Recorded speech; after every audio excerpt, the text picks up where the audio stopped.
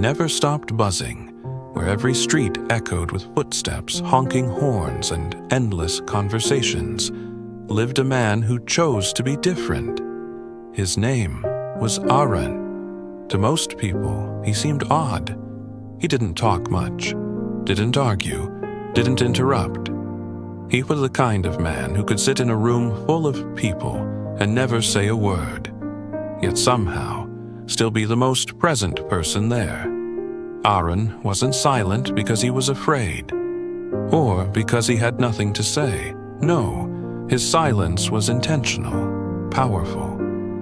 While the rest of the world rushed to speak, rushed to respond, rushed to be heard, Arun listened, not just with his ears, but with his entire being. In a world that shouted from rooftops, Arun whispered through his presence. He worked at a public library tucked away between two of the city's busiest streets. People passed it every day without noticing it, just like they passed Arun.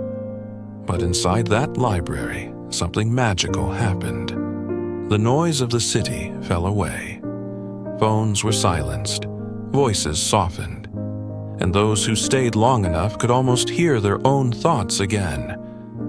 To Arun, the library wasn't just a workplace, it was sacred ground. Every book held a quiet voice. Every visitor brought a story untold. He greeted people with a simple nod, a warm smile.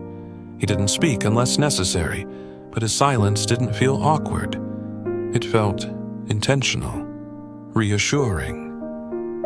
He created space for people to breathe, reflect, and simply be. But the world wasn't used to that. Many assumed he was cold, distant, maybe even arrogant. Some whispered behind his back, "He's weird.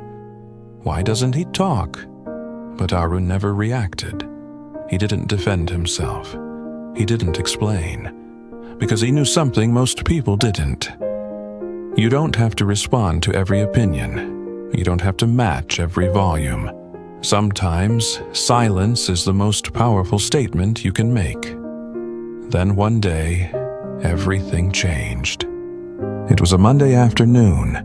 The library was full, students studying, elders reading, kids exploring the shelves.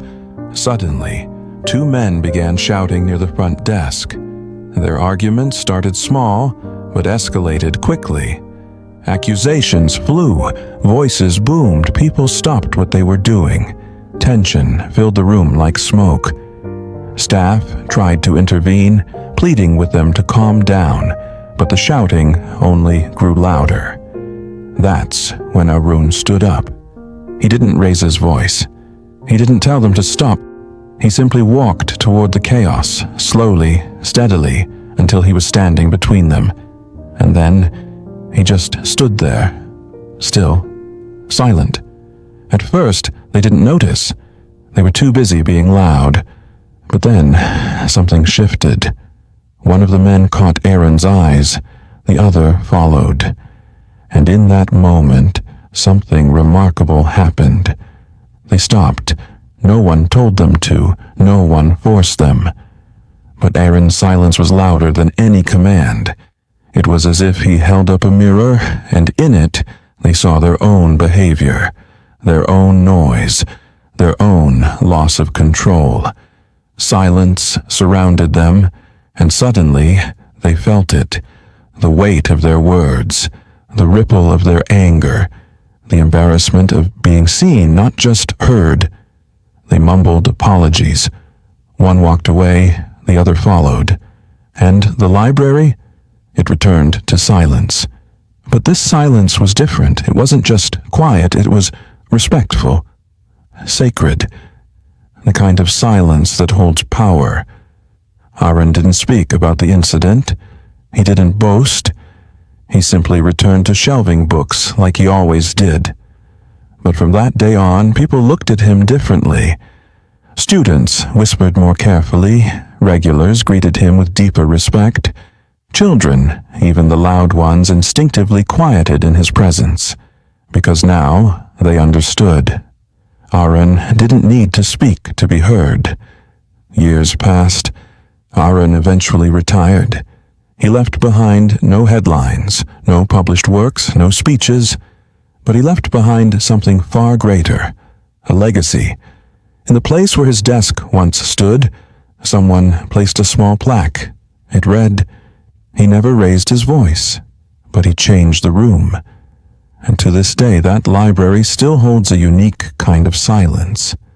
A silence that feels like wisdom, like peace, like strength. Arun's life teaches us something most of us forget in our noisy lives.